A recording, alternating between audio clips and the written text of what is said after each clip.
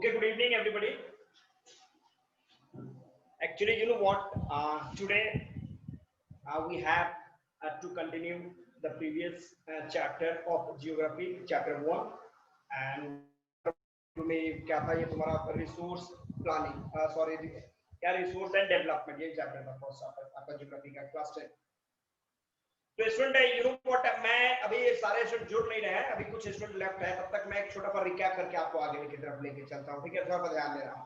चलो स्टूडेंट, मैंने आप लोग को कुछ पॉइंट्स बताया था रिसोर्स एंड डेवलपमेंट पे। ध्यान दीजिएगा, टॉपिक पे फोकस करना, जिसको प्रॉब्लम होगा वो हैंड को रेज करेगा। मुझे लगता है कि audio video both are clear everybody, audio video दोनों क्लियर है ना? There is no any problem? No, sir. Everything is fine. Okay चलो ठीक है, वेरी गुड। ओके तो स्टूडेंट मैं आपको डिस्कस करा था रिसोर्स। मैंने बताया था क्या कि एनीथिंग, कोई भी ऐसी वस्तु, anything which make us satisfy, कोई भी ऐसी वस्तु जो हमको किसी भी तरीके से सैटिस्फाइड करे, उसे हम लोग क्या बोलेंगे? रिसोर्स। जैसे छोटा सा एग्जांपल मैंने बताया था कि मैं I am here to convert raw materials, मतलब आप जो रॉ मटेरियल्स उसको फिनिश उसके रूप में कन्वर्ट करने के लिए आई am here, I am giving you something, I am resource for you. तो कहने का पॉइंट है कोई भी वस्तु जिसका यूज आप किसी भी तरीके से करते हो अपनी किसी भी तरह की रिक्वायरमेंट को पूरा करने के लिए, वो सब के सब रिसोर्स ही है, ठीक है? उसके बाद स्टूडेंट मैंने आपको बताया क्लासिफिकेशन ऑफ रिसोर्स, ध्यान देना। तो क्लासिफिकेशन ऑफ रिसोर्स जो कि वीवीआई, मैंने बताया था एग्जाम के नजरिए से ये क्वेश्चन बहुत ही ज्यादा इंपॉर्टेंट निकलेगा कि क्लासिफिकेशन ऑफ रिसोर्स में से एक क्वेश्चन जरूर आपका 3 नंबर का क्वेश्चन आपको निकालेगा, जिसमें डिस्कस कर सकता है कि resources on the basis of ownership, resources on the basis of development, resources on the basis of origin and resources on the basis of exhaustibility। मैंने बताया था ये तीनों चारों में से एक क्वेश्चन तो कंफर्म है कि एग्जाम में आ जाता है। तो मैंने आपको ओनरशिप में बता दिया था क्या, जिसकी प्राइवेट मतलब इंडिविजुअल, कम्युनिटी ओन रिसोर्स। उसके बाद मैंने बोला था क्या चीज आपको, नेशनल और चौथा इंटरनेशनल। ओरिजिन के आधार पे जाइएगा तो मैंने बोला था पोएटिक एंड अपोएटिक। मैंने आपको डेवलपमेंट के आधार पे डिस्कस किया था, तो developed resource, potential, stock and reserve, इसकी बात की थी हमने। एक्सहॉस्टिबिलिटी की बात की थी तो मैंने आपको बताया था renewable and non renewable resource. और एक लास्ट मैंने आपको बता दिया था बच्चा लोग, चारों हो गया क्या? ओरिजिन के आधार पर मैंने बताया था पोएटिक एंड अपोएटिक, ठीक है? तो ये भी डिस्कस कर लिया था हम लोगों ने। स्टूडेंट इसके बाद हम लोगों ने डिस्कस किया था, ध्यान देना, मैंने बताया था कि ओवर यूटिलाइजेशन, ये बताया क्या मैंने, over utilization of resources has led many problem. अब इसी देखिए, किसी भी चीज को अगर आप ओवर यूज करोगे, किसी भी चीज को अगर आप मिसयूज करोगे, if you are going to misuse anything, then it is clear that that will not be beneficial for yourself, that will be destructive. वो आपके लिए बेनिफिशियल हो ही नहीं सकता। तो कहने का मतलब है कि रिसोर्स को भी अगर आप मिसयूज करोगे, ओवर यूज करोगे, तो क्लियर है कि it will lead different type of problems which can be very dangerous for us as well as for our coming generations too. तो मैंने आपको बताया था कि ओवर यूटिलाइजेशन की वजह से ये टॉपिक मैंने डील कर दिया है क्या आप लोग का? यस और नो एवरीबॉडी? Yes sir.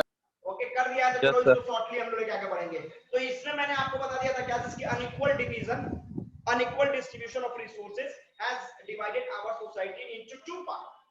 हमारे समाज को दो भागों में बांट दिया, जिसको ज्यादा मिला वो अरबपति, जिसको नहीं मिला वो रोडपति, मतलब अमीर और गरीब के बीच में आपने सोसाइटी को डिवाइड कर दिया। सेकंड मैंने बोला था कि मतलब ओवर यूटिलाइज अगर रिसोर्स को करोगे तो ये क्या करेगा, लैंड डिग्रेडेशन, सबसे बड़ी प्रॉब्लम। इसके बाद मैंने बोला था ओजोन लेयर डिप्लेशन और भी अलग अलग तरह के पॉल्यूशन, ये सारे मैंने बोले थे कि ये सारे प्रॉब्लम से which till now currently the world is facing, दुनिया फेस कर रही है इन प्रॉब्लम को। अलग अलग तरह के समिट किए जाते हैं मैं कैसे इन सारी समस्याओं से निपटारा किया जाए, कैसे इन सारे प्रॉब्लम से लड़ा जाए। बट प्रॉब्लम से लड़ सकते हो, ह्यूमन नेचर से नहीं। तो ये तो अलग पॉइंट है। चलो इसके बाद स्टूडेंट मैंने डिस्कस कर दिया था रिसोर्स प्लानिंग इन इंडिया। तो रिसोर्स प्लानिंग इन इंडिया में मैंने डिस्कस किया था, जिसमें सबसे पहले आपको स्टूडेंट बताया था, पहले ध्यान देना, फोकस करेंगे आप। मैंने बताया था क्या इसकी सबसे पहले हमारा काम क्या है, हमारी गवर्नमेंट वर्कआउट क्या करते हैं, आइडेंटिफाई करना कि भाई रिसोर्स है कहां पे। The first duty is to identify where the resources are available. अब उसमें हम लोग क्या करेंगे, आइडेंटिफाई जो करेंगे उसमें हम लोग सबसे पहले करेंगे, उसकी क्वालिटी और क्वांटिटी को जज करेंगे। अब सपोज करो कि हमने पता लगा लिया कि अच्छा यहाँ पे तिवारी जी का ये घर है और इस घर के नीचे कोयला है, चलो ये पता लग गया। तो पता लग गया तो क्या मेरे घर को कोड़ना शुरू कर देगा, डिग आउट करना शुरू कर देगा? नहीं। अब उसके बाद पता लगेगा कि इसमें है कितना। सपोज करो कि अगर जो मशीन, छोटा सा एग्जांपल देख लो, आप देखते हो ना जब रेलवे स्टेशन पे अभी आज के दिन में जाओगे या फिर एयरपोर्ट पे जाओगे तो वो मशीन आके आपके पूरे बॉडी को चेकआउट करता है कि कहीं कुछ आर्म्स वार्म्स को लेकर वेपन तो लेकर नहीं जा रहे हो। तो उसमें क्या होता है कि लोहे का एक छोटा सा टुकड़ा भी अगर सामने कहीं पॉकेट में रखा हो तो वो टन मतलब आवाज करना शुरू कर देगा वो मशीन, ये बंदे के पास कुछ है, चेक करेगा तो अच्छे पर ब्लेड में लेके जा रहा हूं शेविंग करना। तो मैंने वो मशीन जो उसने बता दिया कि भाई इसके नीचे मिनरल्स है, कोयला है, तो इसका मतलब ये थोड़ी ना कि कोयला शुरू कर देगा। हमको जज करना कि भाई सब कोयला है तो कितना है, कितना मतलब उसकी क्वांटिटी क्या है, उसकी क्वालिटी क्या है, क्या उसका हम यूज कर सकते हैं कि नहीं। सपोज करो कि 10 केजी कोयला है, उसके लिए 50,000 रुपए थोड़े इन्वेस्ट करने के उसको निकालने के लिए। तो इसको हम लोग उसके क्वालिटी प्लस उसकी क्वांटिटी को भी चेकआउट करेंगे। भैया ध्यान देना। इसके बाद हम लोग आगे क्या करेंगे, पहला मैंने बताया आइडेंटिफाई करना कि we identify where the resources are available, then after we जज its quality as well as its quantity, इसको भी हम लोग जज करेंगे। ठीक है। सेकंड हम लोग क्या करेंगे, जब हमको पता लगे कि नहीं चलो यहाँ पे कोयला है और लगभग कोयले का, ये कोयला नहीं कोयले का खान है, यहाँ पे कोल माइंस स्टेट लेवल की कोल माइंस है यहाँ पे, मतलब करोड़ों का प्रॉपर्टी यहाँ पे है। अब करोड़ों के प्रॉपर्टी तो लाख रुपए तो लगा ही सकते हैं। अब हमारी गवर्नमेंट ने क्या करा, एप्रोप्रिएट टेक्नोलॉजी का अप्लाई किया के लिए to acquire it, to dig out it, इसको बाहर निकालना है। अब उसको बाहर निकालने के लिए हम लोग क्या करा कि अलग अलग तरह के टेक्नोलॉजी का यूज करा, बाहर निकाल लिया। अब थर्ड हमारा टॉपिक है कि आज इसकी मैचिंग, वी मैच कि भैया इस रिसोर्स को एक्सपोर्ट कहां पे करें, कहां पे इसको मतलब इसको कहां पे भेजा जाएगा। अब सपोज कर मैंने आपको पहले बता दिया कि अगर झारखंड से अगर कोयला निकलेगा तो उसको बिहार में नहीं एक्सपोर्ट करेगा वो, क्योंकि वो जानता है कि बिहार कोयले की रिक्वायरमेंट कहां पे है, जो इंडस्ट्रियल सेक्टर से वहां पे उसकी रिक्वायरमेंट है, तो वो उसको कहां पे एक्सपोर्ट करेगा, इंडस्ट्रियल सेक्टर्स में, जहां पे इंडस्ट्रीज है। तो इंडस्ट्री कहां पे है, छत्तीसगढ़ है। इंडस्ट्री कहां पे है, गुड़गांव। इंडस्ट्री कहां पे है, अहमदाबाद में है। तो क्लियर है कि हरियाणा में है। तो कोयले को वहां पे ना एक्सपोर्ट करके हमारे बिहार में तो एक्सपोर्ट करेगा नहीं। तो ये मैंने बताया था कि पहला आइडेंटिफिकेशन, जबलपुर, ओके यस वहां भी है। तो मैंने आपको बताया था कि रिसोर्स प्लानिंग में आप डिस्कस करोगे तो पहला हम लोग बात करेंगे क्या, दिस आइडेंटिफिकेशन। सेकंड स्टूडेंट बात करेंगे हम लोग how to acquire it by applying appropriate technology. Third matching where the resources are required to export India, वहां पे एक्सपोर्ट करने के लिए। तो ज्यादातर हम लोग इंडस्ट्रियल सेक्टर को देखेंगे। तो यहां तक किसी को कोई प्रॉब्लम नहीं, nobody has any problem? Student tell me fast.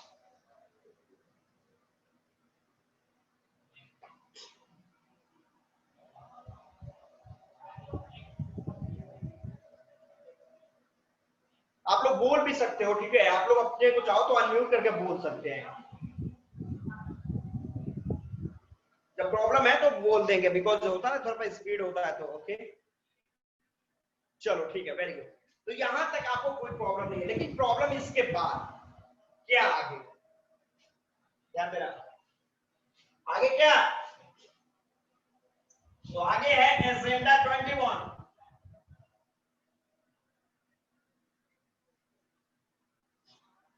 आगे क्या, आगे है एजेंडा 21, फोकस करेगा। तो ये क्या, तो देखो यहाँ पे बात करेंगे हम इन 1992 में यूएनसीडी इसने एक मीटिंग ऑर्गेनाइज किया। अब वो भी मीटिंग कहां पे, ब्राजील। ब्राजील में मीटिंग ऑर्गेनाइज कर दिया गया। ध्यान देना, इस मीटिंग में लगभग 100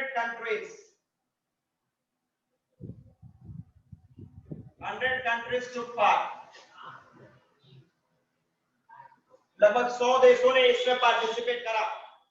तो भैया अगर कोई मीटिंग हो रही तो मीटिंग का कोई ऑब्जेक्टिव भी तो होगा। तो कंडीशन, इसका ऑब्जेक्टिव क्या था,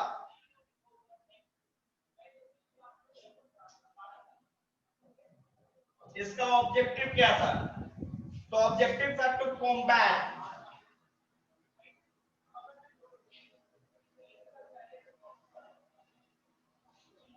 अगेंस्ट पॉवर्टी, गरीबी के अगेंस्ट में लड़ना भैया, साथ साथ पॉल्यूशन, ठीक है। इसके बाद to support and cooperate, to support each other in development. तो ये था एजेंडा 21 का मीटिंग। ध्यान देना, एजेंडा 21 हुआ क्या, तो यूएनसीईडी इसने एक मीटिंग ऑर्गेनाइज करा 1992 में ब्राजील में, जिस मीटिंग में मेन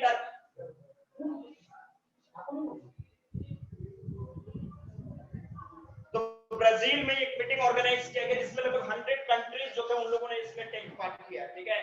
और इसका मेन ऑब्जेक्टिव था कि भाई पूरी दुनिया में जो गरीबी है उसको कैसे खत्म किया जाए, पूरी दुनिया में जो पॉल्यूशन तेजी से बढ़ रहा है उसको कैसे खत्म किया जाए, जो अलग अलग तरह की बीमारियां जो है वो डिजीज जो स्प्रेड कर रहे हैं उसको कैसे खत्म किया जाए, प्लस एक दूसरे को कैसे सपोर्ट करके एक दूसरे का सपोर्ट करके हम लोग उन लोगों को डेवलप कराया जाए, ठीक है। तो इसके लिए आपने देखा क्या कि मल्टीनेशनल लेवल की कंपनियां, जब क्लास 10 में इकोनॉमिक्स का तुम लास्ट चैप्टर पढ़ोगे आप लोग ग्लोबलाइजेशन, तो उस चैप्टर पे हम लोग वर्कआउट करेंगे कि कैसे आपका 1992 के बाद वर्ल्ड जो था वो ग्लोबलाइज्ड बना, कैसे हमारा देश जो था वो ग्लोबलाइजेशन का पार्ट बना, किस तरीके से ग्लोबलाइजेशन ने पूरे वर्ल्ड को छोटे से विलेज के रूप में कन्वर्ट कर दिया। तो these all points we have to discuss in our next chapter of economics, which is क्या चीज, ग्लोबलाइजेशन। इसमें हम लोग को डिस्कस करना है, ठीक है। तो पहले तो अभी आप इतना समझो कि एजेंडा 21 क्या था। तो आपने देखा कि 1992 में यूएनसीडी ने एक मीटिंग ऑर्गेनाइज किया था। यूएनसीडी मतलब ऑर्गेनाइजेशन है इंटरनेशनल लेवल का, जिसने ब्राजील में ये मीटिंग ऑर्गेनाइज की जिसमें 100 से ज्यादा देशों ने पार्टिसिपेट किया। ऑब्जेक्टिव टू कॉम्बैट, कि गरीबी को कैसे खत्म करें, पॉल्यूशन कैसे खत्म करें, एक दूसरे को कैसे सपोर्ट करें, बीमारी जो अलग अलग तरीके का चल रहा है उसको कैसे खत्म करें, बस टारगेट खत्म। ये था agenda 21। Any problem anybody? Share me fast, yes no, chat में नोबडी विल आंसर डायरेक्ट। अगर बोलना है कोई क्वेश्चन है तो डायरेक्टली ओरल पूछिए, और नहीं तो आगे बढ़िए। Student done agenda 21, कोई प्रॉब्लम है? nobody has any problem? No sir. No, sir. Nobody has? Okay.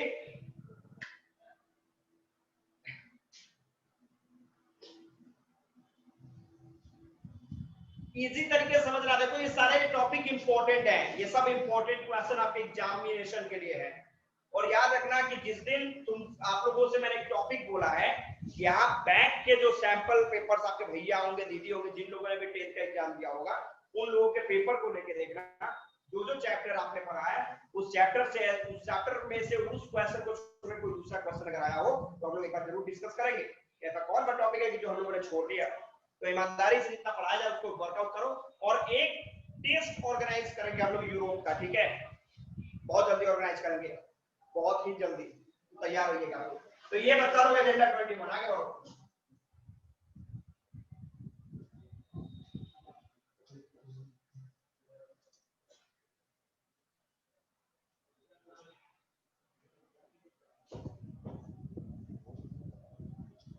अब चलो इसके बाद एक वर्ड आएगा स्टूडेंट, सस्टेनेबल डेवलपमेंट।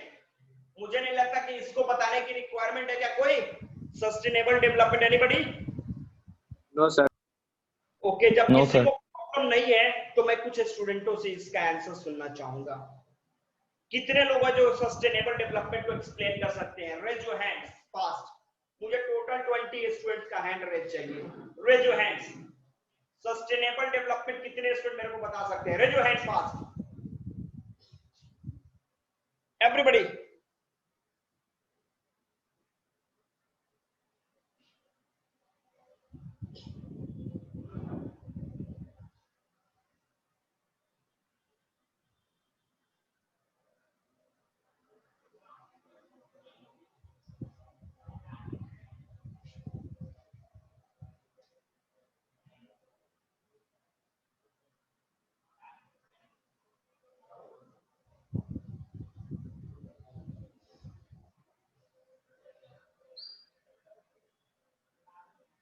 इससे नीचे देखो, आज्ञा सिन्हा है, अंश श्रीवास्तव है, आयशा है, राघवेंद्र। आप लोग को नहीं पता क्या?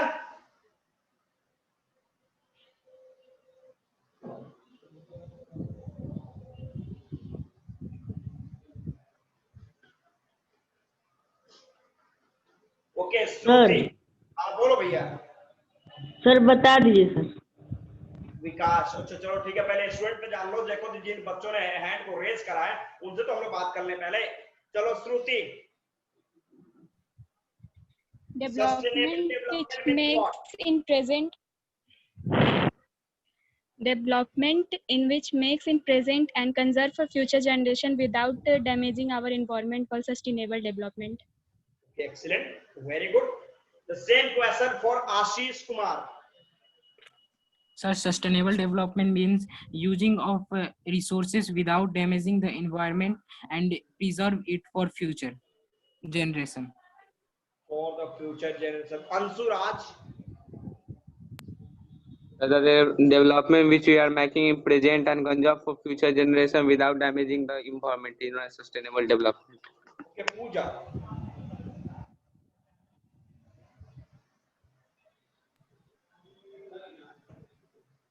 Sustainable development is development that meets the needs of the present without compromising the ability of future generations to meet their own needs. That is called sustainable development. Okay, okay. Priyanka, last student.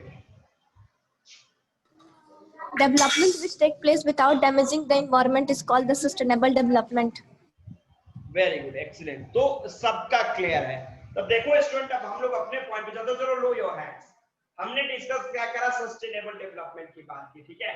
तो मैंने आपको simple सा सारे स्टूडेंटों का जो definition मिला उससे हम लोगों ने कंक्लूड करा कि डेवलपमेंट वैसे विकास, वैसे प्रोग्रेस जो हम लोग करेंटली कर रहे हैं, अब प्लस उसको फ्यूचर जनरेशन के लिए भी बचा रहे हैं और बिना अपने पर्यावरण को नुकसान पहुंचाए हुए। मतलब क्या, डेवलपमेंट जो कि हम लोग अभी कंटिन्यू कर रहे हैं and we are conserving it to for the coming generation and in that case our nature is also being protected. मतलब नेचर के साथ भी हम लोग किसी तरह का टीचिंग पॉइंट्स नहीं कर रहे हैं और फ्यूचर्स के लिए भी बचा रहे हैं। जैसे मैं छोटा सा एग्जांपल मैंने आपको बोला था, सॉइल, वाटर, कोई भी रिसोर्स की बात कर लो, इमेजिन करो, छोटा सा एग्जांपल देख लो, वाटर टेबल की बात कर लो, सॉइल की बात कर लो। जैसे मैं आज के डेट में देख रहा हूं कैसे कि महात्मा गांधी का एक स्टेटमेंट भी आप लोगों को याद होगा, मैंने बताया भी था कि गांधी जी का स्टेटमेंट था कैसे कि nature has given us sufficient resource which we can use to fulfil our need but not our greeds. मतलब नेचर ने हमें उतना रिसोर्स दे रखा है जिसके मदद से आप अपनी जरूरत की पूर्ति कर सकते हो, बट लालच कभी नहीं। तो be needy but never try to be greedy. जरूरतमंद बनो, लालची बनने की जरूरत नहीं है, इसमें ध्यान देना। तो हमने क्या करा कि सपोज करो कि हमारे फार्मर्स, ध्यान देना, सपोज करो कि हमारा फार्मर है, इसने फार्मिंग करना शुरू करा, इसने फार्मिंग कर रहे हैं, बेचारे फार्मिंग कर रहे हैं। अब करने का पॉइंट है कि इसमें ये क्या करते हैं, 10 केजी अनाज उत्पादन करते हैं। तो 10 केजी जो अनाज उत्पादन कर रहा था, ये बंदा अकेले था, तब तक तो ठीक था। अब अकेले से ये 10 हो गए, पॉपुलेशन बढ़ा, जमीन भी बढ़ गया क्या, 10 गुना नहीं, जमीन वही है। अब क्या करेंगे, अकेले थे तो 10 KG was sufficient to fulfill his needs, but अब क्या हुआ, पॉपुलेशन बढ़ा, जमीन उतना ही, पॉपुलेशन बढ़ा। अब क्या करेंगे हम, अब यहाँ पे इन्होंने प्रिमिटिव, जो प्रिमिटिव एग्रीकल्चर करते थे इसको खत्म करके यहाँ पे इंटेंसिव एग्रीकल्चर को लाया, मतलब ग्रीन रिवोल्यूशन अप्लाई किया। अब ये 10 केजी की जगह पे 100 केजी प्रोड्यूस करने लगे, जमीन उतना ही, टेक्नोलॉजी बदल गया, 100 केजी क्लियर करना शुरू कर दिया। अब क्लियर है। अब क्या हुआ कि हमारे फार्मर जो थे उनका लालच थोड़ा और बढ़ा, क्यों भाई, केवल यही सारे बच्चे जो है वो अवंती में क्यों पढ़ेंगे, हमारे बच्चे भी पढ़ेंगे, तो हमारे बच्चे पढ़ेंगे तो हमको भी पेमेंट की जरूरत है। तो हम क्या करेंगे, तो हमने क्या करा, अपने इस इंटेंसिव एग्रीकल्चर को हमने कमर्शियलाइज कर दिया। मतलब अब इसमें प्योर अपग्रेडेड टेक्नोलॉजी को ऐड करना शुरू कर दिया। मतलब क्या, मतलब प्योर इनऑर्गेनिक फर्टिलाइजर, पेस्टिसाइड, विडिसाइड या फिर तुम्हारा हाइब्रिड सीड, सबका यूज करना शुरू कर दिया। अब यहाँ पे 100 की जगह पे यहाँ पे 400 केजी भी अनाज उत्पादन किया जा सकता है। तो 100 केजी तो उसने अपने लिए रख लिया और 300 केजी को मार्केट में उससे सेल करके पैसे कमाने शुरू कर दिया। इससे पैसे पे आ रहा है तो मतलब बच्चे को गलती बेच रहा है, यहाँ इमेजिन करो कि उस फार्मर ने क्या किया, ये कमर्शियलाइज कर दिया एग्रीकल्चर को। अब उसने अभी तक देखो जब तक 100 kg था तो वो मिट्टी के बैलेंस को मेंटेन करके अपना जरूरत पूरा कर रहा था, लेकिन अब कमर्शियलाइज का मतलब वो लालची बन चुका है। अब वो क्या करने लगा, he started to exploit the soil, मिट्टी की फर्टिलिटी को एक्सप्लॉइट करना शुरू कर दिया उसने, तो उसका लाइफ तो ठीक ठाक कर जाएगा। हो सकता है कि ये जो ग्रेडेड टेक्नोलॉजी उसने अप्लाई कर दिया 10 साल 15 साल 20 साल तक वो मिट्टी सही रहे, बट उसके बाद उसका आने वाला जनरेशन क्या उसको वो फर्टाइल लैंड मिल पाएगा? नहीं। अब ये लैंड क्या हो जाएगा, ये जो कल्टीवेटिंग लैंड जो है, this cultivating land will be converted into barren lands, मतलब वो अपने आने वाले जनरेशन को क्या देने जा रहा है? बैरन लैंड्स, सैंडी सॉइल, जहां पे उसका जनरेशन कुछ नहीं कर पाएगा, उसका आने वाला जनरेशन कुछ भी नहीं। The coming generation will never be capable to grow a single seed of any grain. तो ये क्या होगा, इसको हमने सस्टेनेबिलिटी नहीं कही, हमने क्या करा कि आपने इसको एक्सप्लॉइट किया और आने वाले जनरेशन को जीरो दिया। तो कहने का मतलब है क्या चीज कि आप एग्रीकल्चर को करो, टेक्नोलॉजी को अप्लाई करो, बट उस तरीके से टेक्नोलॉजी को अप्लाई कीजिए कि आने वाले जनरेशन की जरूरत के साथ भी आप खिलवाड़ नहीं कर रहे हो। Don't play with the need of the coming generation, ठीक है? That is called sustainability. तो स्टूडेंट ये भी हम लोगों ने टॉपिक देख लिया था। अब हम लोग अगले टॉपिक की तरफ चलेंगे। ध्यान देना, तो सस्टेनेबिलिटी का मतलब मैंने बोला, पॉइंट मैंने बताया क्या चीज, मैंने सस्टेनेबिलिटी का पॉइंट बताया क्या चीज, अभी आप लोगों ने देखा क्या चीज की development which we are making in present and conserving for the future generations without damaging our environment, nature, बिना नेचर को डैमेज किए हुए। तो ये तो सस्टेनेबिलिटी की बात थी। अब स्टूडेंट एक कदम और आगे हम लोग बढ़ेंगे। अब ध्यान देना, अब हम बात करेंगे लैंड।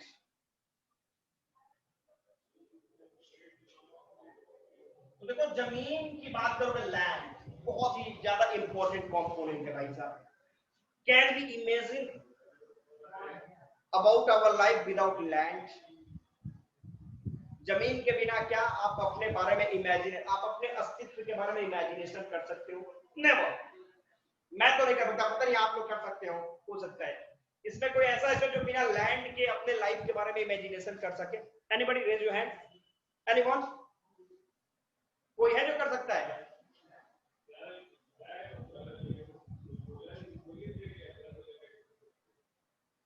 Okay, nobody. चलो ठीक है, तो आप लोग भी हमारी तरह ही हैं, तो हम नहीं कर सकते। लेकिन आज की डेट में आप देखो कि लैंड डिग्रेडेशन मतलब मिट्टी का कटाव बहुत तेजी से हो रहा है। ध्यान देना, बड़ा इंपॉर्टेंट टॉपिक बताने जा रहा हूं मैं, land degradation.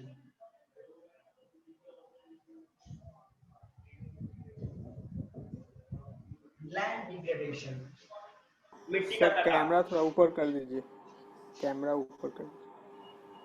Done? Yes sir. तो इसके रीजन देखो क्या क्या है। आखिर मिट्टी का कटाव बहुत तेजी से हो रहा है, उसके पीछे का रीजन क्या है? आखिर मिट्टी डिस्ट्रॉय हो रही है, उसके पीछे का रीजन क्या है? तो देखो सबसे पहले हम लोग बात करेंगे डिफोरेस्टेशन।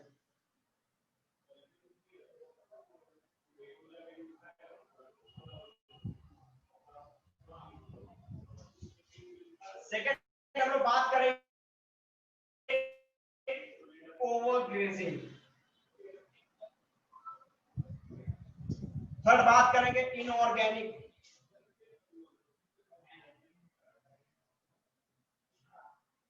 फोर्थ स्टूडेंट बात करेंगे माइनिंग। इसके बाद बात करेंगे इंफ्रास्ट्रक्चर।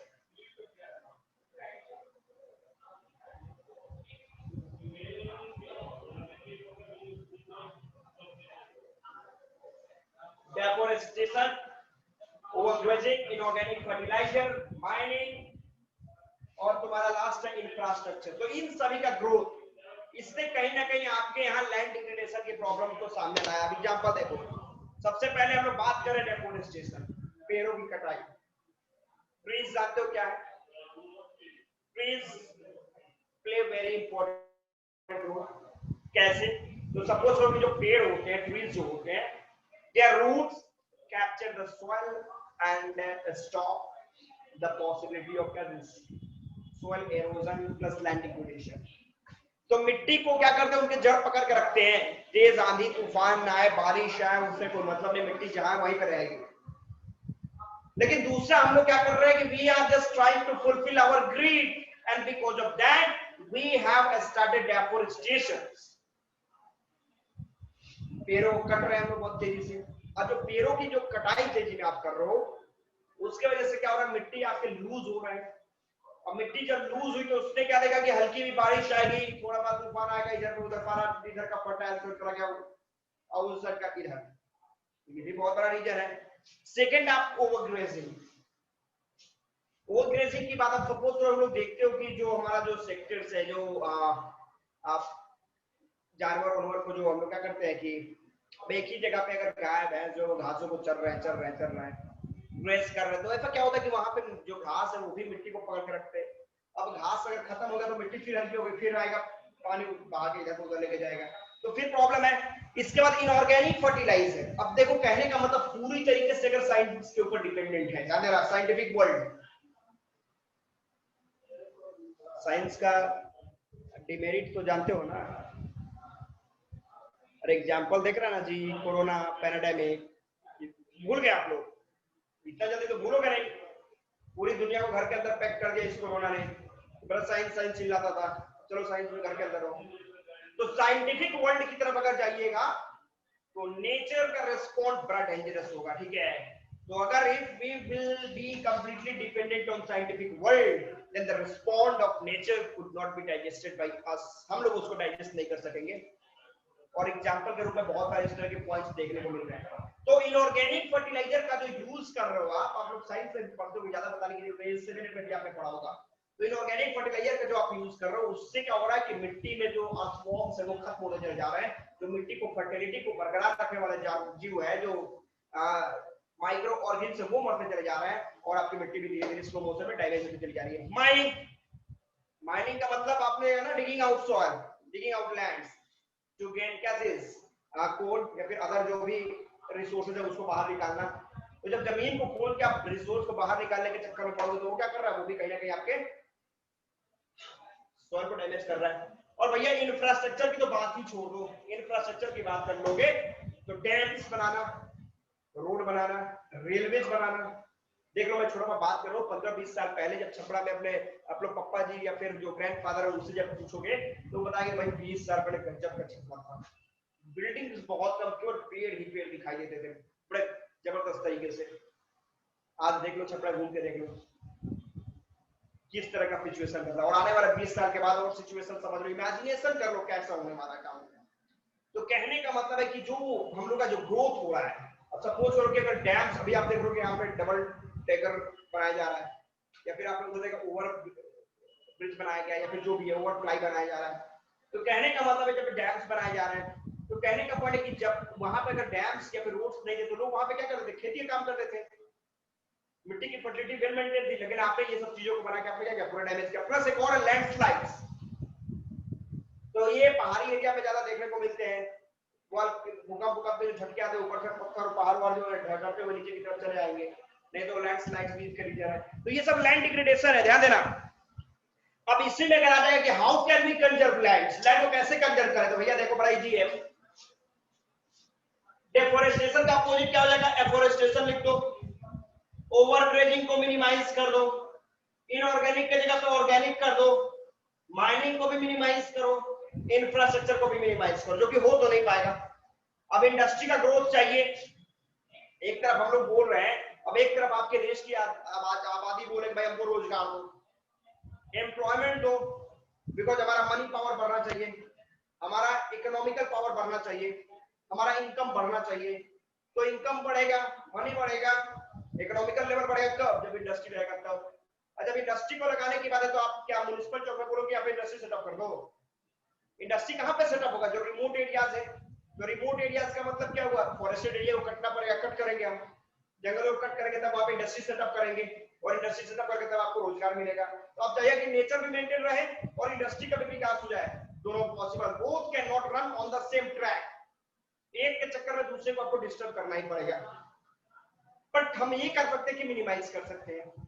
मिनिमाइज का मतलब हो गया क्या चीज, सपोज करो, अब देखो सपोज करो कि अब अगर कई डे, अब ये बहुत सारे बच्चे ये भी क्वेश्चन पूछ सकते हैं, एक बात बताओ जो कि आप लोग पूछिएगा नहीं, बिकॉज आप लोग तो मौन व्रत करके आते नहीं है, फास्टिंग करके आते हैं, जबकि आप लोगों को ये टॉपिक पे डिस्कस करके टीचर को परेशान कर देना चाहिए।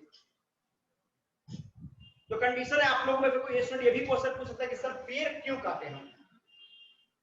बहुत सारे ऐसे लैंड्स है, सपोज करो कि राजस्थान साइड में पर चले जाओ, पूरे का पूरा डेजर्ट एरिया है, ओपन फील्ड्स है, वहां पे भी हम खेती कर सकते हैं, वहां पे भी हम इंडस्ट्री को सेटअप कर सकते हैं। कोई रिक्वायरमेंट है कि पेड़ को काट के इंडस्ट्री को सेटअप करना है? तो कहने का पॉइंट है कि सपोज करो कि इंडस्ट्री को सेट करने के लिए कुछ लोकेशन की जरूरत है। लोकेशन में सबसे इंपॉर्टेंट आता है रॉ मटेरियल का इंपॉर्टेंस, ट्रांसपोर्ट सिस्टम का इंपॉर्टेंस, इलेक्ट्रिसिटी का इंपॉर्टेंस, लेबर का इंपॉर्टेंस, स्किल्ड लेबर का इंपॉर्टेंस, ये सब चाहिए ना वहां पे, मार्केट का इंपॉर्टेंस। अगर ये सब चीजें तो वहां पे इंडस्ट्री को सेटअप करेंगे हम। तो कहने का मतलब अगर राजस्थान में आप इंडस्ट्री को सेटअप कर दिए तो भैया बिहार से कितने लोग राजस्थान जाएंगे वर्क करने के लिए? कितने लोग जाएंगे? अब दिल्ली तो जा सकते हैं, राजस्थान में वहां पे तो वाटर की बड़ी स्कार्सिटी है, हर चीज की प्रॉब्लम है, तो एक ही बार उतने ज्यादा प्रॉब्लम है। तो कहने का मतलब हम लोग इंडस्ट्री को सेटअप करने के पहले लोकेशन देखते हैं कि वहां पे सारी सुविधा मिलनी चाहिए। अतः तो ये सुविधा राजस्थान में नहीं मिल पाएंगी, ये रेगिस्तान जो एरिया जो वहां पे नहीं मिल पाएंगे। तो ये सब पॉइंट, तो इसका जस्ट अपोजिट कर दोगे तो कंजर्वेशन हो जाएगा, conservation of soil, conservation of lands. Student any problem? Anybody has any problem? समझ में आया किसी को कोई दिक्कत? सर हाँ सर, सॉइल इरोजन और लैंड डिग्रेडेशन में डिफरेंस क्या होता है सर? लैंड देखो, soil erosion and land degradation दोनों के दोनों मिट्टी को डिस्ट्रॉय कर रहे हो, ठीक है। लेकिन लैंड डिग्रेडेशन की बात करो तो मिट्टी का कटाव, मिट्टी का कटाव। और सॉइल इरोजन का मतलब वहां पे जरूरी है कि मिट्टी का कटाव होगा ही, मिट्टी की फर्टिलिटी केवल खत्म होगी। जो टॉप सॉइल है, जो फर्टाइल सॉइल है, वो उसका रिप्लेसमेंट होगा from one two another place. Degradation का पॉइंट होगा कि पूरी तरीके से मिट्टी वहां पे कटेगी। मेरे को देखो यहाँ पे चैट में क्वेश्चन आप नहीं पूछ सकते, आपको जो भी करना अपने को अनम्यूट होकर तब क्वेश्चन पूछिए, आपका आवाज मेरे को आना चाहिए, समझ में आना चाहिए क्या क्वेश्चन पूछ रहे हैं आप। Sir, why are the rates of lands increases day by day? And for which type of area the rate of land increases? Why are the rate of lands increase day by day? Rate of lands increase day by day. अब देखो rate of lands की बात की जा रही है तो सबसे समझ लो कि important, आपने देखा है कि सबसे ज्यादा dense populated area, sparsely populated areas, ये सब आपने पढ़ा होगा 7-8 में, ये टॉपिक आपने पढ़ लिया होगा। तो कहने का मतलब वो एरिया जो सबसे ज्यादा dense populated होगा वो एरिया का रेट सबसे ज्यादा हाई होगा, बिकॉज वहां के लैंड्स को लेकर सपोज करो कि डेजर्ट, अब हमारे बिहार की जमीन की बात कर लो, उत्तर प्रदेश के लैंड की बात कर लो, और चले जाओ गुजरात और राजस्थान के सॉइल की बात कर लो, यहाँ पे देखो थोड़े से जमीन के लिए लोग फाइट तक कर लेते हैं, फाइट फॉर राइट यहाँ पे हम लोग करते हैं। वही राजस्थान में पूरा राजस्थान खाली है, वहां की जमीन के बारे में कोई पूछने वाला नहीं है, कोई नोबडी वांट्स, पूरा गवर्नमेंट बताइए कि यहाँ पे पूरा बस आइए, कोई जाने वाला नहीं, भाई क्या जमीन को कोई फायदा नहीं है। तो कंडीशन से कि रेट की बात करोगे, जैसे मैं सपोज करो रेट पे आप देख रहे हो, ध्यान देना, हम देखते हो ना कि अलग अलग तरह के स्मार्टफोन मार्केट में मौजूद है, किसी स्मार्टफोन का रेट 50,000 है, किसी उसी फीचर्स का स्मार्टफोन जो 15,000 में भी मिल रहा है। तो रेट क्यों हाई है? बिकॉज उसकी क्वालिटी ज्यादा है। तो हमारे यहाँ लैंड्स जो है डिफरेंट जगह पे डिफरेंट लैंड फॉर्म्स हैं, और डिफरेंट लैंड फॉर्म के डिफरेंट डिफरेंट यूजेस हैं। अब सपोज करो कि आप हमारे यहाँ हमारे नॉर्थ इंडिया के मिट्टी का कंपैरिजन, नॉर्थ इंडिया के जो लैंड रेट है उनका कंपैरिजन आप राजस्थान के लैंड रेट से करोगे तो अंतर है, क्योंकि हमने देखा कि यहाँ पे हमारे जो यहाँ के जो जमीन होंगे इससे हम लोग क्या करेंगे, अपने लाइवलीहुड को चला सकते हैं। एयर प्लेन जो एरियाज है वहां पे हम लोग एग्रीकल्चर को परफॉर्म कर सकते हैं, वहां पे इंडस्ट्री को सेटअप कर सकते हैं, घर इजीली बना सकते हैं, सारी सुविधा वहां पे कर सकते हैं हम। जबकि दूसरी तरफ जाओगे माउंटेन एरिया में, डेजर्टेड एरिया में, वहां पे लैंड का रिक्वायरमेंट नहीं है। तो हमारा जो प्लेन नॉर्दर्न इंडिया का जो एरिया है ये सबसे ज्यादा डेंस पॉपुलेटेड है और इससे सबसे ज्यादा पॉइंट भी है। दूसरा एक और पॉइंट है, कुछ ऐसे भी जगह, जैसे मैं छोटा सा एग्जांपल देख लो, कोटा में चले जाओ राजस्थान, ये तुमको एग्जांपल यहाँ पे पूछे जाए तो फिर एक बात बताओ, आप अभी आप बता रहे हो कि नॉर्थ इंडिया का लैंड का रेट बहुत ज्यादा है, तो कोटा में चले जाइए, फिर तो राजस्थान में है, वहां के जमीनों का रेट बहुत ज्यादा हाई है। तो हाई है का मतलब क्या हुआ? हब है, वो हब है, एजुकेशनल हब है। तो जिस लैंड से, याद रखना, जिस लैंड फॉर्म से आपका इकोनॉमिकल रेट बहुत ही ज्यादा हाई है, ध्यान देना, जिस जगह पे, जहां भी जो भी जगह है जहां पे आपका इकोनॉमिकल रेट बहुत ज्यादा हाई है, जहाँ पे इकोनॉमिकल एक्टिविटी बहुत ज्यादा होती है उस जगह लैंडफॉर्म का रेट ऐसे ही हाई हो जाता है। ठीक है, तो ये भी पॉइंट्स हो जाएंगे आपके। दूसरी तरफ आप देखोगे, छोटा सा एग्जांपल देख लो। दूसरी तरफ अगर हम बात करें तो देखो यहाँ पे जस्ट इसका अगर आपने अपोजिट कर दिया है, मैंने पॉइंट बताया कि इसका जस्ट अपोजिट कर दोगे तो आप उसका लैंड कंजर्वेशन हो जाएगा। Done everybody? लैंड डिग्रेडेशन और कंजर्वेशन में इसका अपोजिट कर देंगे तो इसका कंजर्वेशन हमारा हो जाएगा। कोई दिक्कत है? Anybody? Any problem? Fast? Yes no? No sir. Sir बोलिए। sir, why land use should be done in a planned manner? क्या चीज?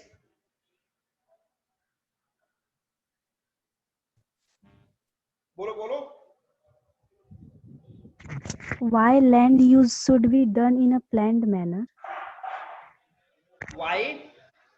Land use should be done in a planned manner. पूजा थोड़ा और तेज बोलो, थोड़ा और तेज बोलो, आवाज नहीं आ रही है आपकी। Sir, why land use should be done in a planned manner? Okay. इन्होंने बताया कि land should be used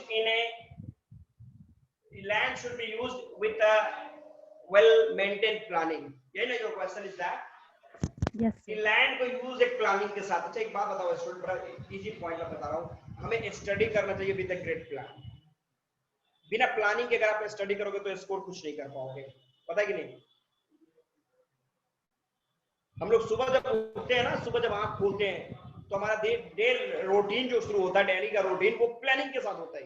एक दिमाग के अंदर प्लानिंग में, अच्छा कल ये अच्छा यहाँ पे इतने बजे यहाँ पे जाना है, ये क्लास यहाँ पे लेना है, इस क्लास का इस टाइम पे इतनी जगह पे जाना है, यहाँ पे ये इस जगह पे जाना है, वहां जाना है, वहां जाना है, और चलो 8 या 9 बजे तक हम अपने घर चले जाना। प्लानिंग कर लिया।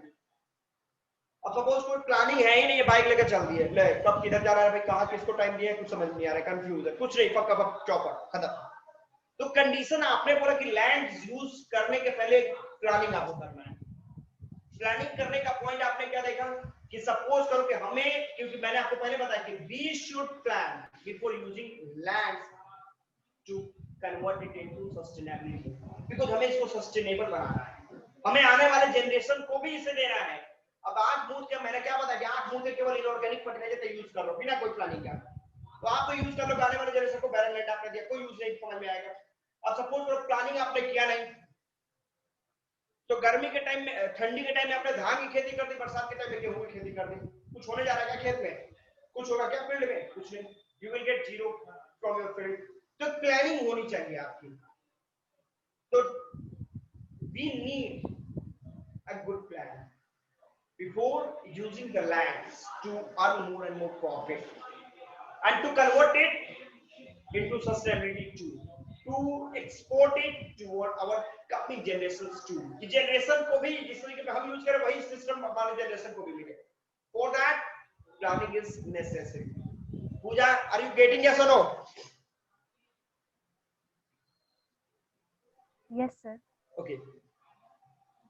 चलो नेक्स्ट क्वेश्चन, एनीबॉडी? आगे बढ़े? Yes sir. ओके, तो ये लैंड डिग्रेडेशन का पॉइंट। अब सोयल देखो यहाँ पे मैं इसका भी बता रहा हूँ, ये सोयल एरोजन भी यही हो जाएगा आपका। सोयल एरोजन अभी यही लिखोगे, सारे रीजन सोयल एरोजन के हैं, और इसके जस्ट अपोजिट कर दोगे तो सोयल कंजर्वेशन हो जाएगा। लेकिन अब वीवीआई क्वेश्चन है आप लोग के लिए, अब ये जो टॉपिक है ये आपके लिए होमवर्क है, फोकस करना वीवीआई टॉपिक।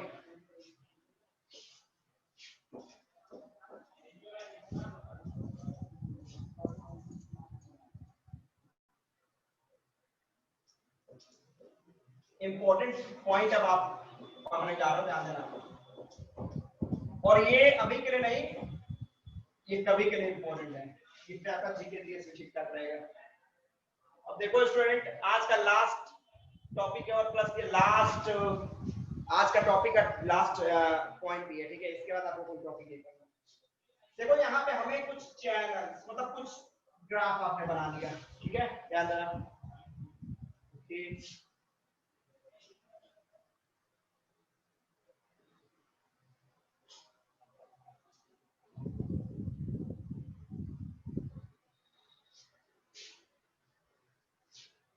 ओके,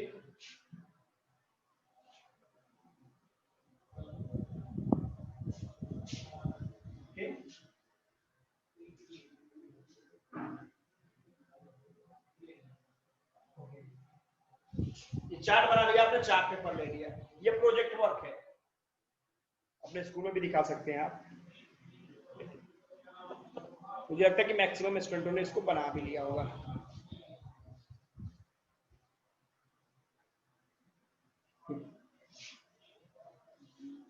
अब देखो सबसे पहले हमें करना है स्टूडेंट यहाँ पे कि name of soil,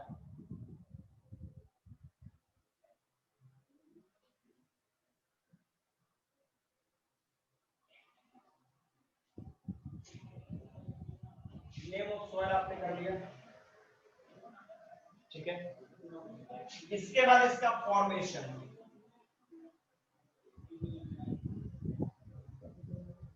formation of soil,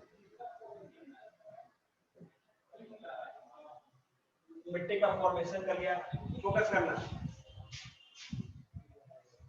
इसके बाद क्रॉप्स, उसमें कौन कौन से क्रॉप्स प्रोड्यूस किए जाते हैं, हो जाएगा।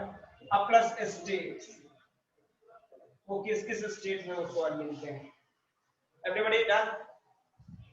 अब देखो इसमें छोटा सा एग्जांपल मैं आपको बता रहा हूं, ध्यान देना।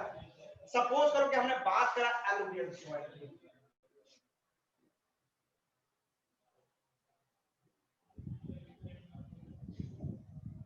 एलुवियल फॉर्मेशन, वेदरिंग, वेदरिंग हो या फिर डेपोजिशनल activities of river,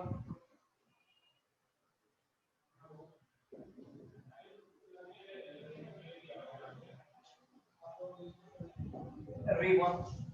crops, crops आपके राइस, व्हीट, मेज,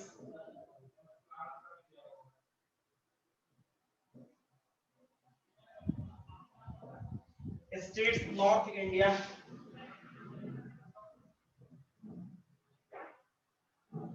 जिसमें हमारा बिहार भी आता, उत्तर प्रदेश भी आता, उड़ीसा भी आता, पंजाब में भी कुछ पार्ट आते हैं, ठीक है। तो स्टेट का लिख दोगे, ये हो जाएगा आपका एक मिट्टी के बारे में। अब देखो यहाँ पे एक काम करोगे, नेम ऑफ सॉइल, तो नेम ऑफ सॉइल के पहले जैसा लिख दिया, यहाँ पे अगर आप चाहो ऐसे, तो जैसे मैं अगर एलुवियल सॉइल कहीं आपको मिल जाता है, कहीं मिल जाता है, उसका पिक ले लो, या फिर टॉर्च लेके दिन में कहीं खोजता फिरेगा तो कहीं मिट्टी जो एलुवियल सॉइल मिल जाएगी, वो थोड़ा सा ले लो, फेविक्विक से उसको मैच करो, वहां पे जाके टेस्ट कर दो, हो जाएगा। अब देखो यहाँ पे और करना करेगा, और आप क्या कर दोगे, एलुवियल सॉइल के भी दो काइंड आप कर दोगे। देखो ये भी इंपॉर्टेंट क्वेश्चन है, ध्यान देना। एक तुम्हारा होगा क्या, खादर, और दूसरा होगा बांगर।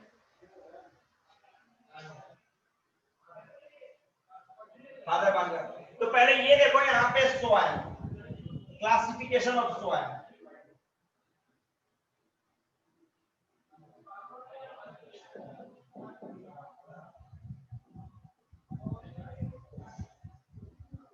Classification of soil.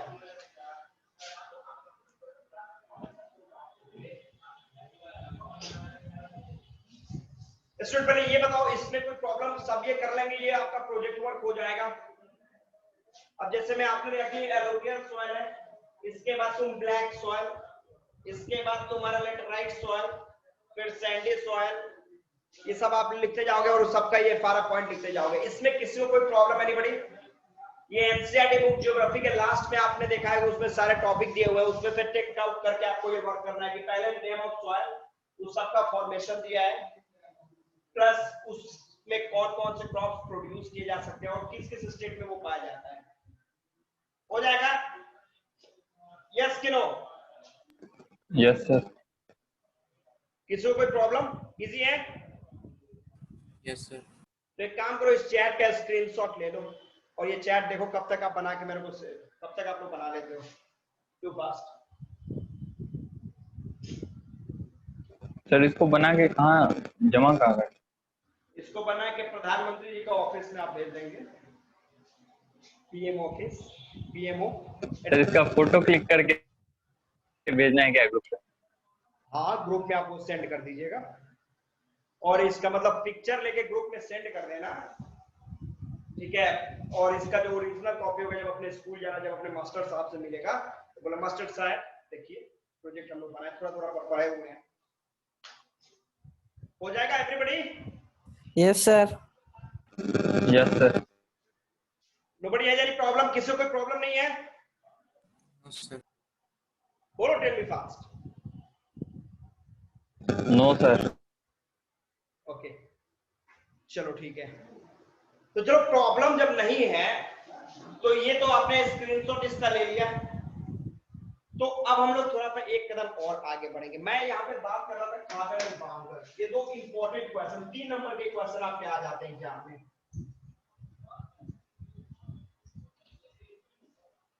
इसको भी थोड़ा डिस्कस कर ही ले हम लोग चलते चलते।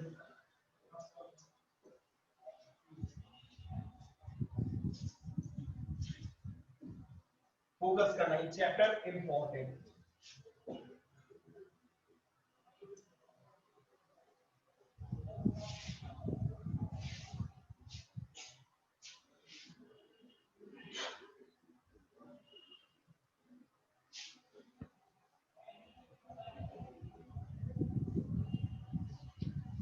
अब देखो हमने करा एलुवियल सॉइल,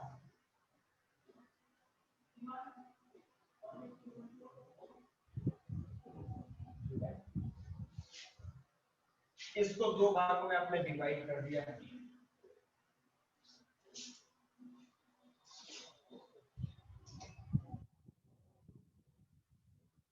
दो भागों में भैया डिवाइड करा आपने। एक में लिखा क्या चीज? खादर,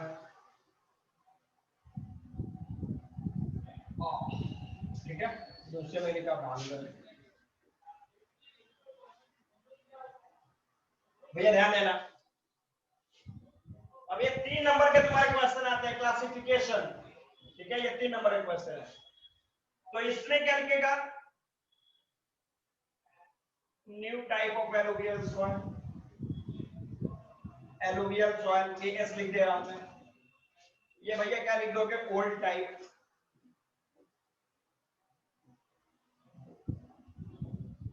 एलुवियल सॉइल। कोई दिक्कत? ये न्यू हो गया, खादर न्यू हो गया, बांगर जो है वो ओल्ड हो गया। कोई प्रॉब्लम?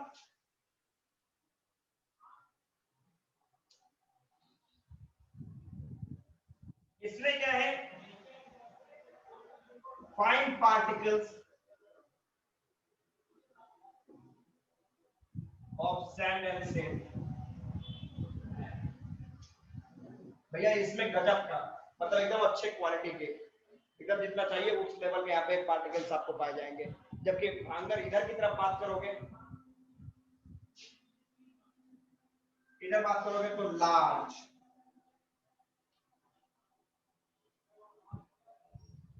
लार्ज पार्टिकल्स आपको मिलेंगे,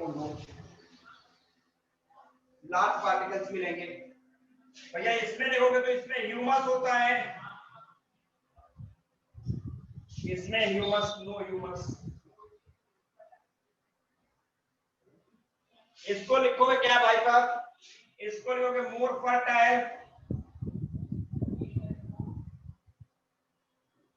इसके बारे में तो बताने की जरूरत नहीं है, समझ गए होगे क्या? Less fertile. क्या बात है, क्या बात है, एक्सीलेंट भैया, लेस फर्टाइल। तो इस तरीके से करोगे 3 नंबर तो बड़ा रिजर्व हो जाएगा। 3 नंबर में आधा नंबर ना कटेगा, आधा नंबर 1/2 के पास जाता है, हो जाएगा। ये खादर एंड बांगर के बीच का अगर डिफरेंस पूछेगा तो इजी है everyone? Yes sir. Yes sir.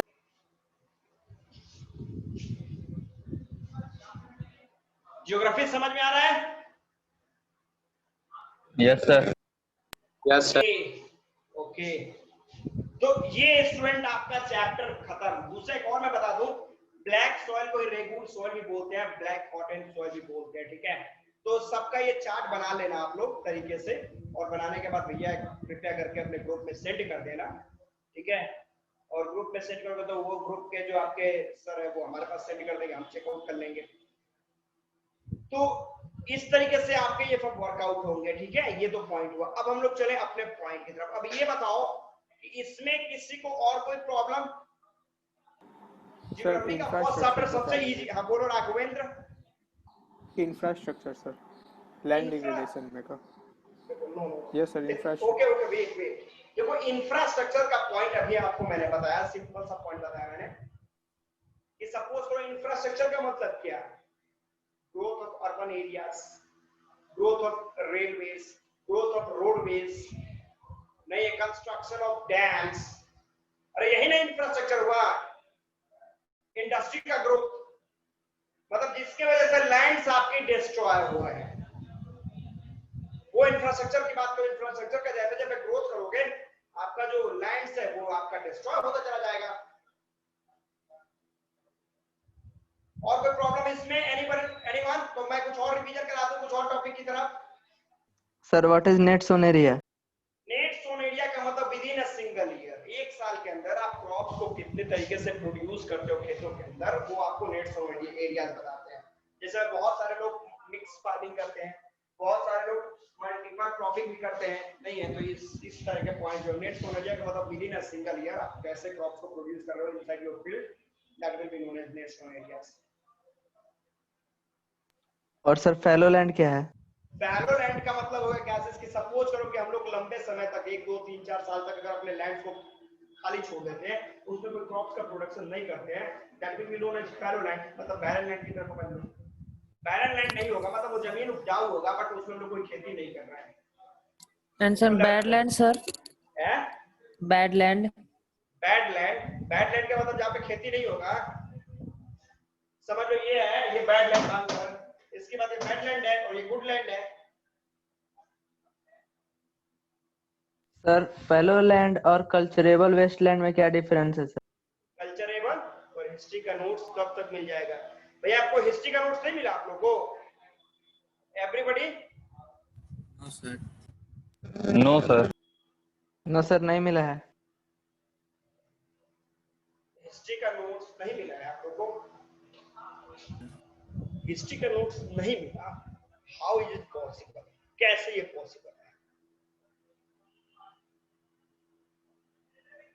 भाई मिल जाएगा नो डाउट, ठीक है। लेकिन कुछ स्टूडेंट बता रहा है भाई कि हमको तो मिल गया।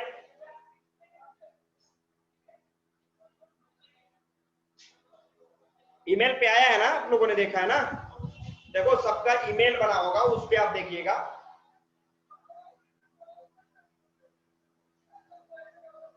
ईमेल पे पहुंचा होगा। नहीं आया तो आप लोग आपके जो कोऑर्डिनेटर होंगे उनसे बात कर लेंगे। भाई अपने ईमेल पे देखना, ठीक है। पड़ोसी के ईमेल पे देखेगा तो दिक्कत हो जाएगा।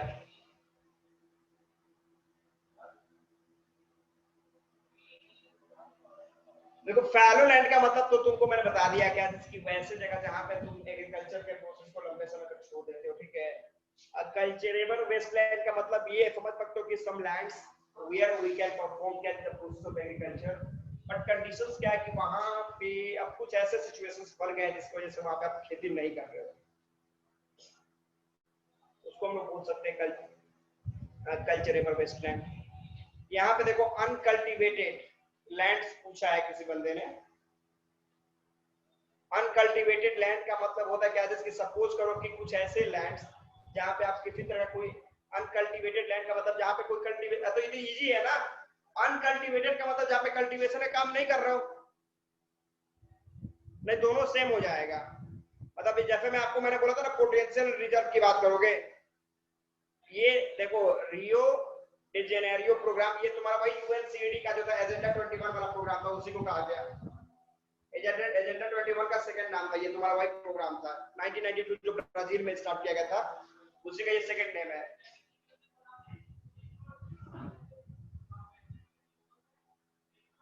डन?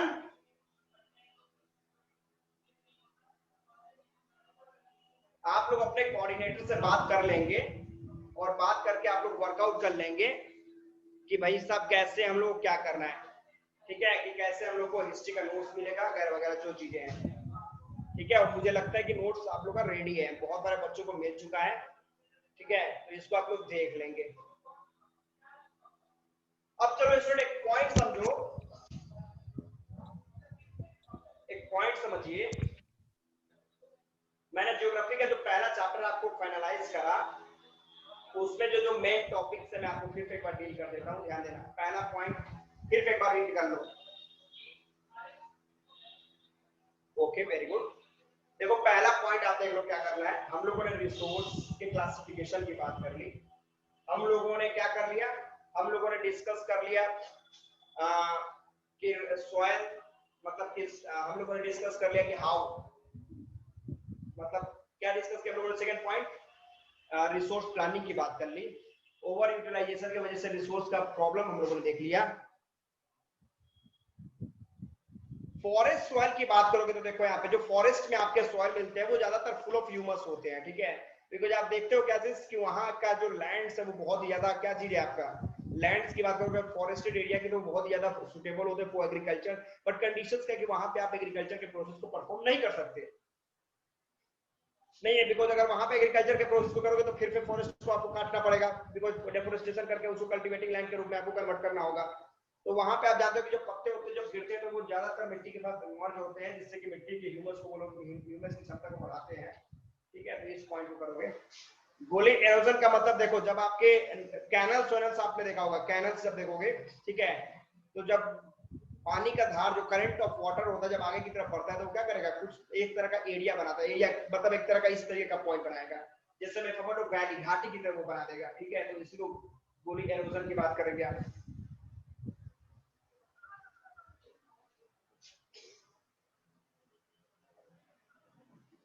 कंजर्वेशन ऑफ रिसोर्स का इंपॉर्टेंट, देखो कौन स्टूडेंट इसको बताएगा, एनीवन? कंजर्वेशन ऑफ रिसोर्स का नेसेसरी, आखिर रिसोर्स जो है उसको कंजर्व करना इंपॉर्टेंट क्यों है, एनीवन? सॉइल एरोजन और गोली एरोजन एक नहीं है।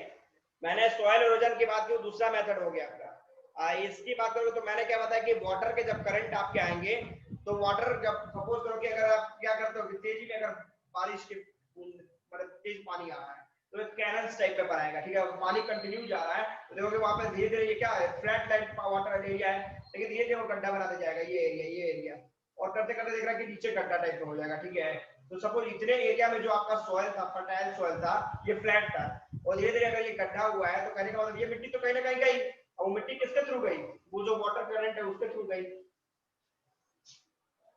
तो soil conservation anybody? Raise your hands, anyone?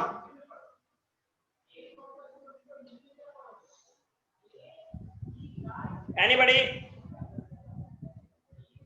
Resource planning का इंपॉर्टेंस क्या? Anybody raise your hands? कोई हाथ उठाएगा नहीं जी, एनीवन?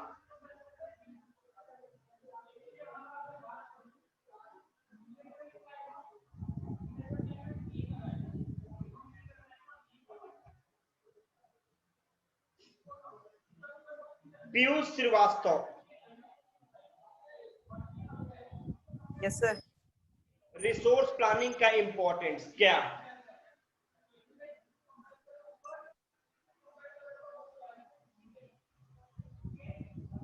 VBI क्वेश्चन है।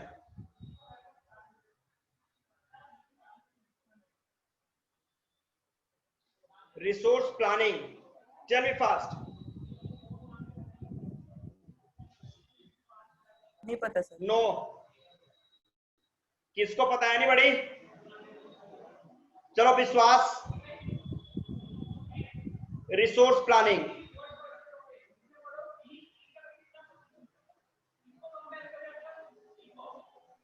सर रिसोर्स प्लानिंग इसलिए इम्पोर्टेंट है सर क्योंकि उसका हम लोग मतलब सही वे में यूज कर सके और फ्यूचर के लिए उसको सिक्योर कर सके। सही वे में इसको सिक्योर कर। ये 3 नंबर का तुम्हारा क्वेश्चन उठेगा। अमन बोलो। Sir to develop the nation. बस हो गया, 3 नंबर का क्वेश्चन हो गया तुम्हारा। 3 मार्क्स लेगा इस पे। एनीवन? एनीबॉडी? नोबॉडी? देखो रिसोर्स प्लानिंग की इंपॉर्टेंट, मतलब इन्होंने क्वेश्चन क्या पूछा है कि रिसोर्स प्लानिंग का इंपॉर्टेंट क्यों है, तो फिर आपने वही देखा क्या इसकी रिसोर्स प्लानिंग। अभी तो पूछा, अभी आपने क्वेश्चन पूछा सॉइल प्लानिंग क्या है, अब रिसोर्स प्लानिंग फिर वही इंपॉर्टेंट होगा कि resource planning is needed to convert our resources into sustainability, कि आप उसको यूज कर रहे हो प्लस आपके आने वाले जनरेशन को भी वो सही तरीके से मिल सके, इससे हम लोग क्या बोलेंगे, रिसोर्स प्लानिंग बोलेंगे। ओके राघवेंद्र बोलिए। सर रिसोर्स प्लानिंग मतलब वो हुआ कि सर जैसे सर बारिश हुआ तो सर हम लोग सर वाटर को कंजर्व कर सकते हैं सर उसका सर फ्यूचर में सर यूज हो सकता है सर इसको भी सर रिसोर्स प्लानिंग में सर एकदम इसको भी वाटर कंजर्वेशन की बात एकदम रिसोर्स प्लानिंग है। यस सर, यही सर। सॉइल कंजर्वेशन वो भी आपका प्लानिंग का मतलब क्या, अगर किसी भी तरीके से अगर रिसोर्स को प्लानिंग के साथ करोगे तो वो रिसोर्स आपके लिए प्लस आने वाले जनरेशन के लिए भी प्लस पॉइंट होगा, प्लस उसके आने वाले जनरेशन के लिए भी प्लस पॉइंट होगा, सबके लिए प्लस पॉइंट होगा।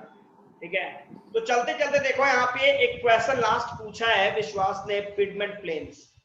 तो पिगमेंट प्लेन्स की बात करोगे, देखो यहाँ पे अब ये जब माउंटेन एरिया है, जब माउंटेन सॉइल के बारे में जब डील करोगे तो उसमें देखो कि माउंटेन के जो फुट हिल्स, जो जमीन माउंटेन का जो नीचे एकदम जो एरियाज है वहां पे जो आपके मिट्टी मिलेंगे उसको पिगमेंट प्लेन्स आप बोलोगे।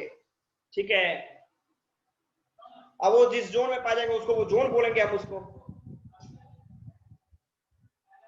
तो इस तरीके से ये चैप्टर आपका फुल एंड फाइनल हो जाएगा। ठीक है, इसमें मुझे नहीं लगता कि I don't think that anybody has any problem इसमें, सब everyone.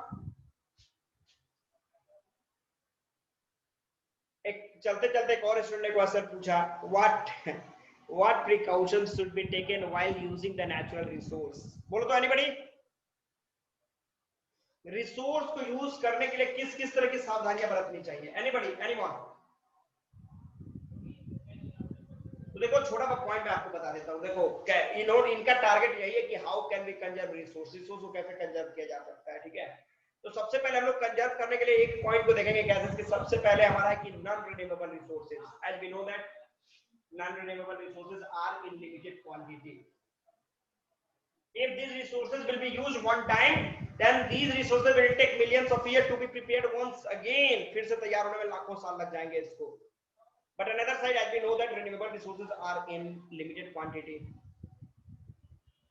and they are eco-friendly too. अब सपोज करो कोल या पेट्रोल का यूज करोगे तो वो क्या करेगा, एक तो लिमिटेड क्वांटिटी में खत्म होगा तो खत्म होता चला जाएगा, प्लस ये पोल्यूशन भी जनरेट करेगा। दूसरी तरफ आप बात करो क्या चीज, कि अगर आप दूसरे पॉइंट्स की बात करोगे जो हमारा रिन्यूएबल रिसोर्सेज में solar energy, tidal, wind energy, इसका यूज करो तो इससे क्या होगा कि ये कभी खत्म नहीं होंगे, प्लस ये इको फ्रेंडली भी है, ये आपके साथ हम मतलब ये होता है कि जिंदगी के साथ भी जिंदगी के बाद भी ये हमेशा आपके धरती पे मौजूद रहेंगे। और ये सारे रिसोर्स को यूज करके हम लोग जो नॉन रिन्यूएबल रिसोर्स को हम लोग कंजर्व कर सकते हैं, अभी के लिए नहीं हमेशा के लिए। ठीक है, फॉरएवर।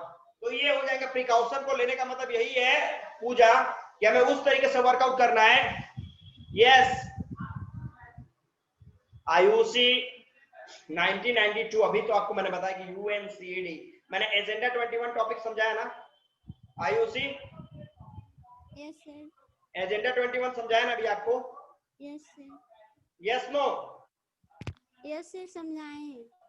तो वो एजेंडा 21 है ना, वही टॉपिक है 1992। मतलब it was a meeting which was organised by किसके द्वारा, यूएनसीडी। कहां पे, in Brazil, in 1992, in which all लगभग about 100 countries took part। और जिसका मेन टारगेट क्या था, 1992 में हुआ था। हाँ, और जिसका मेन टारगेट क्या था कि भैया कैसे कॉम्बैट करें पॉवर्टी को कैसे खत्म करें, पॉल्यूशन को कैसे खत्म करें, एक दूसरे देश को सपोर्ट करें, कोऑपरेट करें, कोऑर्डिनेट करें और गरीबी को दुनिया से खत्म करें। और उसके बाद से ही आपने देखा मल्टीनेशनल लेवल की कंपनियां, MNC, start to enter from one country to another. ठीक है, उसी में आपके देश में फोर्ड मोटर नहीं है, फोर्ड मोटर और भी बहुत सारी कंपनियां जो एंटर की थी हमारे देश के अंदर भी। तो ये डिस्कस हम लोग करते रहेंगे जब ग्लोबलाइजेशन जो तुम्हारा चैप्टर इकोनॉमिक्स में उसको जब डील करोगे तो उसमें ये सारे टॉपिक हम लोग डील करेंगे तरीके से। ठीक है, तो 1992 में तुम्हारा एजेंडा 21 वाला जो टॉपिक है वही यहाँ पे राइट डाउन करना है। किसी को कोई प्रॉब्लम नहीं, nobody has any problem now? Sir हाँ जी sir, can we use the UV rays in solar plates, solar electricity? क्या यूज करना है? UV rays sir, ultraviolet rays. तुम कैसे यूज करेगा उसको? सर पूछ रहे हैं कर सकते हैं या नहीं। आपके पास उसका अल्ट्रा वायलेट रे आएगा तब ना तुम यूज करेगा जी। तो सर ओजोन लेयर तो सर डिप्लीट कर रहा है। डिप्लीट कर तो हमारे घर के ऊपर कर जाएगा। ओजोन लेयर डिप्लीट कर तो ये तुम नहीं, अच्छा ये आप नहीं सोच रहे हो कि ओजोन लेयर को डिप्लीट कर रहा है तो उसको कैसे रोके। आप सोच रहे हो ओजोन लेयर को खत्म, मतलब सर हम क्या कर सकते हैं, छत्ता लेके हम लोग जब बाहर जा रहे हैं, छाता लेके हम लोग जब बाहर जा रहे हैं तो फिर हम लोग पानी का यूज कर सकते हैं। तो पानी का यूज मतलब छाता को हटा देगा कि पूरा गीला हो जाए। अब पूरा गीला को बोले कि चलो चलो हम तो पानी का यूज कर लिए, तो गीला होना अपने को पानी का यूज थोड़ी ना हो गया, पानी को कंजर्व करना यूज हो गया। तो अल्ट्रा वायलेट रे अगर ओजोन लेयर खत्म हो जाए और ओजोन लेयर तुम्हारे ऊपर पड़े तो यूज करने के लिए वहां पे रहेगा? आप वहां पे रहोगे ओजोन लेयर का यूज करने के लिए, ये अल्ट्रा वायलेट रे का यूज करने के लिए? तो भैया भगवान से मनाओ कि ऐसा दिन कभी ना आए कि अल्ट्रा वायलेट रे हम लोग को देखना पड़े। ठीक है, अभी तो देख रहे हो कि ऐसे ही तुम्हारा 50 और 52 53 डिग्री सेल्सियस टेम्परेचर तुम्हारा बढ़ जा रहा है। अगर ऐसा हुआ तो फिर समझ लो कि तुमको यहाँ पे बैठे बैठे राजस्थान का एंटरटेनमेंट मिलेगा, वेस्ट इंडीज वाला सिस्टम हो जाएगा। तो भैया यहाँ पे एक छोटा सा ब्रेक लेंगे हम लोग, अगर आप लोग को कोई प्रॉब्लम ना हो तो। सर एक बार बर्न्ट लैंड का मिशन रिपोर्ट बता दीजिए। इसको हम लोग नेक्स्ट वर्क में कर लेंगे। ठीक है, how does industry okay sir. अब लैंड डिग्रेडेशन पूजा, अब ये सारे क्वेश्चन को आप लोग रोक लो। ठीक है, इंडस्ट्री कैसे लैंड डिग्रेडेशन को करेगा ये सब we will discuss it later. ठीक है, पूजा का ये क्वेश्चन कहां से आता है? सारा क्वेश्चन एकदम ऑटोमेटिक लेकर पहुंचता है। अच्छा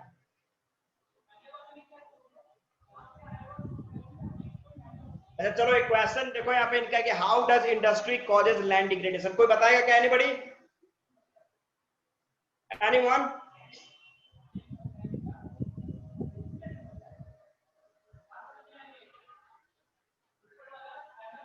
वो लैंड डिग्रेडेशन कैसे करेगा भाई इंडस्ट्री? अच्छा अमन बताओ। सर सबसे पहले तो सर काफी ज्यादा डिफोरेस्टेशन होता है सर। ओके सर उसके बाद जो वो लोग जो वेस्ट निकालता है सर, जैसे जो इंडस्ट्रियल वेस्ट होता है सर, उससे एक्वाटिक लाइफ और लैंड जो होता है सर उसकी फर्टिलिटी और एक्वाटिक लाइफ सर उसे डिस्ट्रॉय हो जाती है सर। थ्रो आउट कर दिया जाता नहीं है। और जो सर जो एमिशन निकलता है सर इंडस्ट्री से सर, वो फिर जाके एयर एटमॉस्फेयर में सर पोल्यूशन करता है और ओजोन लेयर पे इफेक्ट करता है sir. Okay okay okay okay. तो पूजा आई होप कि आपको आपका आंसर मिल गया होगा। ठीक है, तो कंटिन्यू करते रहेंगे हम लोग। वो जो मैं सॉइल का जो मैंने चार्ट बताया भैया लोग उस चार्ट को बना लेना आप लोग और वर्कआउट कर लेंगे आप लोग। ठीक है, और फिर देखेंगे हम लोग अगले क्लास में हम लोग को क्या करना है। तो हम लोग का हिस्ट्री एक चैप्टर हो गया, ज्योग्राफी एक चैप्टर हो गया, सिविक्स का कितना चैप्टर हुआ आप लोग का? सर एक चैप्टर। इकोनॉमिक्स सर एक चैप्टर चारों में एक ही चैप्टर हुआ है। तो सिविक्स का सेकंड चैप्टर हम लोग वर्क करेंगे, फेडरलिज्म पर। क्या ना आप लोग सिविक्स का federalism. Okay bye. Bye sir.